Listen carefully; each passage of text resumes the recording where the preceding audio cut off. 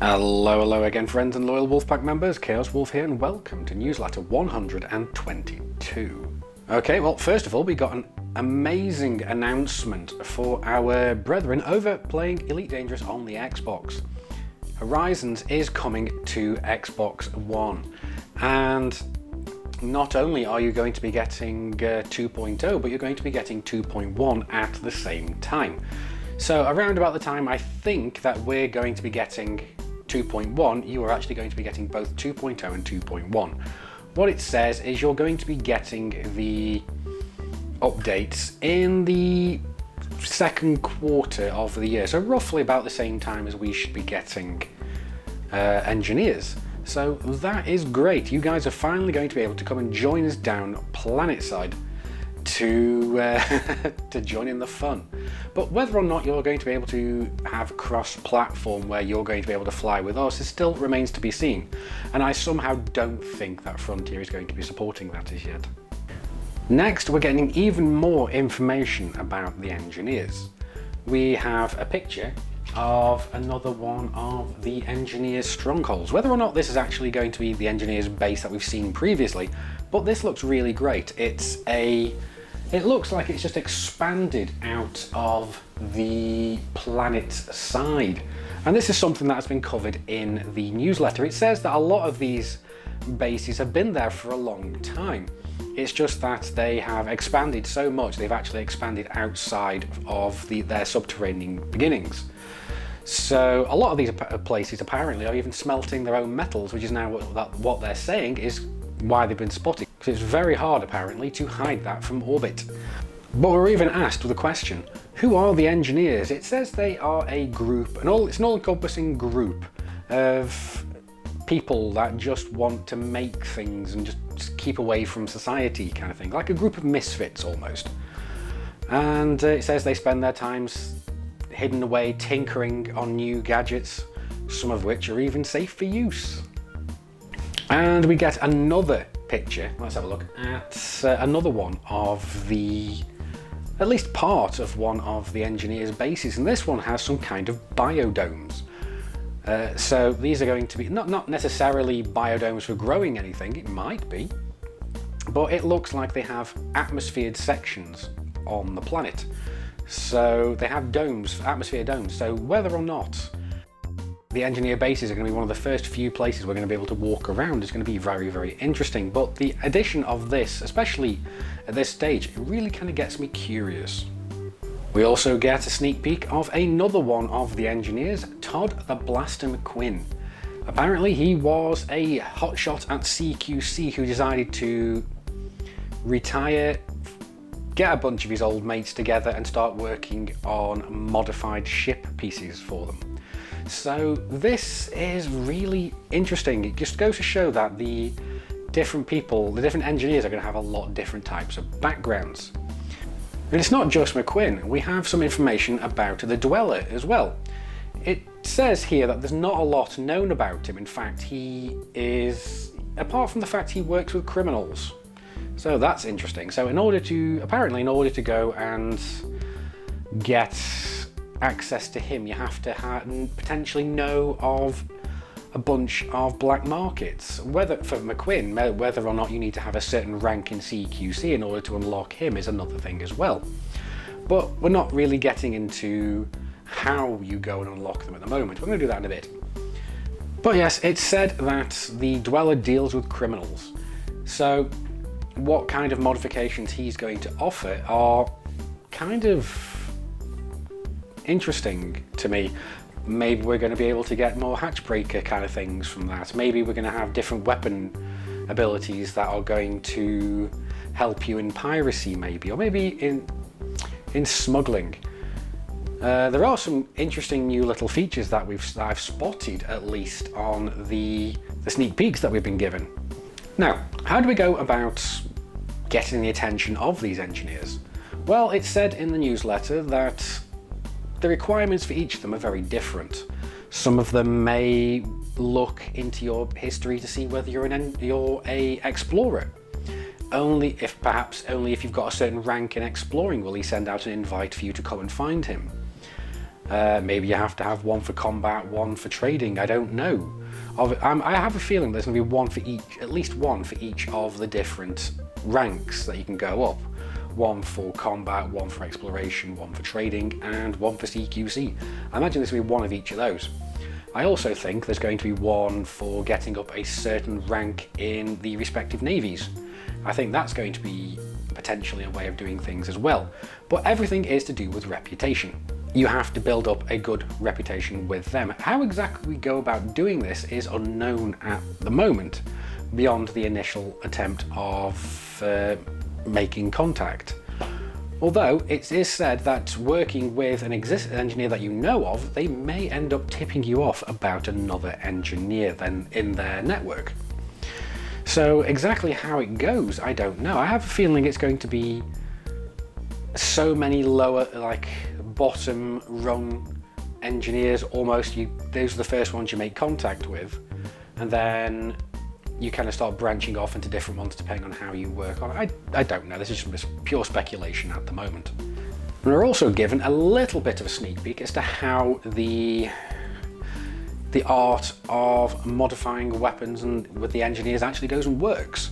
And it's not just weapons. We can see in these pictures that other modules are upgradable as well. We see that definitely you can actually go and upgrade a power distributor.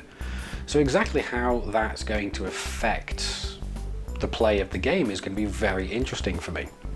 But you can see on the first picture that you can choose from upgrading either, I think it's a pulse laser, I can't really see from here, or a power distributor. So like I said, it's going to be very interesting. And then after you choose what you want to have, you then go and choose what you want to have done to it. Like here, you can see that they're going to go and have overcharged weapons. So that's something that's being brought back into the game. Because in Alpha, we had the ability to find overcharged weapons, but they were taken out of the game shortly before release. And I didn't know about this, so I spent ages flying around trying to find overcharged weapons, but, you know, 20/20 hindsight and all that. But the way it seems to work is very interesting to me. It seems that when you choose whether or not to overcharge a weapon, it says you gain some benefits and some negatives. Obviously, you're going to have this in order for balance to happen. But it seems like the positives and the negatives, like the DPM, the overall single shot damage, the rate of fire, the accuracy, these are all affected by RNG. You have, within a set scale, like let's say you can go up DPM by a maximum of 3% by what it appears to show in one of these pictures. But it can also go down in there as well. You can have power draw getting better or getting worse, and so on. And heat generation and accuracy and all these things can get better or get worse depending on RNG. There's a scale on there, and it randomly generates whether or not it's going to get slightly better, slightly worse, a lot better, a lot worse on each of the individual stats. Not only that, but it seems like you will have a percentage chance of having a secondary effect added, such as the phase disruptors, the force shells and so on perhaps. So it seems like perhaps these upgrades are going to be more RNG based than actually going in and saying, oh, I want to have my beam lasers with healing beams on them, or I want to have force shells in my cannons, or I want to have incendiary shells in my multi-cannons. It seems like perhaps we might have to settle for an RNG approach to this. I really hope this is not the case, because I don't want to have to sit... Now, I really hope this isn't the case, because I don't want to be sitting at an engineer's base and try and match up, let's say, 3 plasma accelerators on a Python to have the exact same kind of benefits. I don't want one to end up having, let's say, I don't know. I don't know what kind of benefits we're going to be able to get for plasma weapons, but I don't want one of them to have one and the other two to have something completely different. That would be really annoying for me, especially if they all fired off in different colours as well, because the different types of bonuses seem to be colour coded. So it's going to be very, very interesting, and I wouldn't want to be flying around in, let's say, a Viper Mark IV with 2 multi-cannons, having one with incendiary rounds and one with something else. That would be extremely aggravating for me, because my OCD and desire for symmetry would go completely kablooey and blow my head open. But moving on beyond the whole RNG base of things, apparently there isn't just one stage of upgrade. Apparently each of the engineers offers 5 tiers of upgrade per module.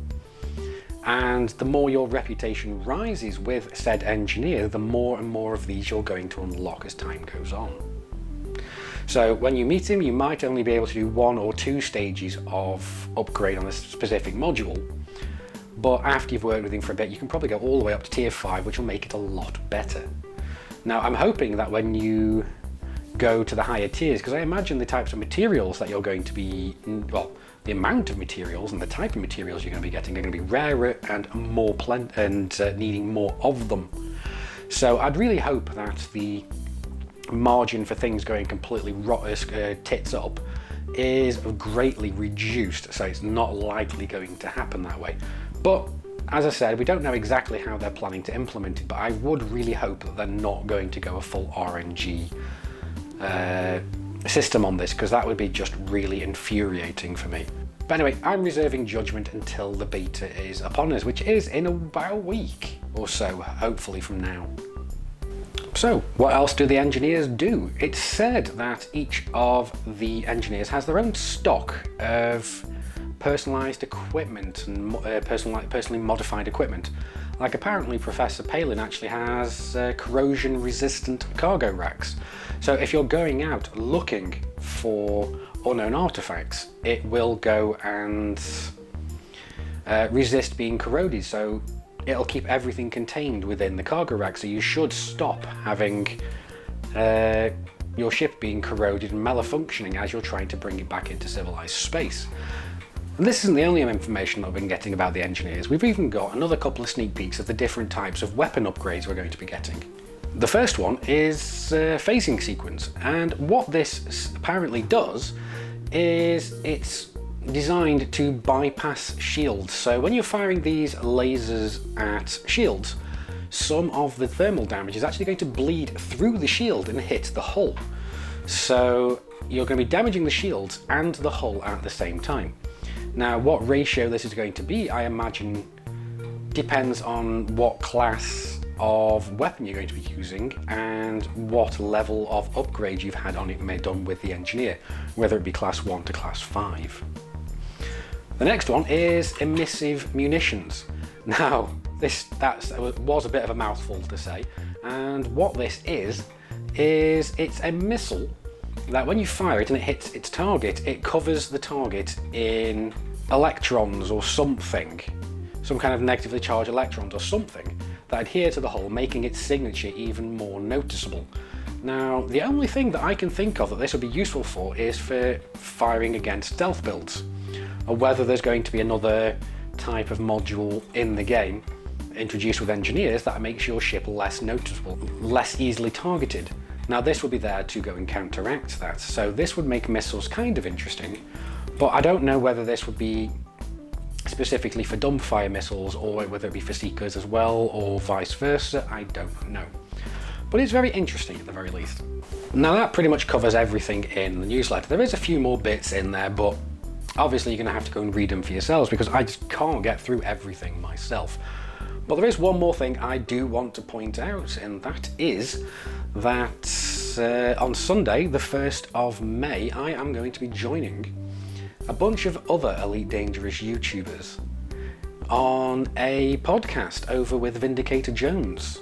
It's going to be taking part at 1300 hours UTC or 1 PM UTC time on his YouTube channel. So if you want to come and listen to us, we're going to be talking about the state of the game, what we like about it, what we don't like, what we'd like to see changed and so on.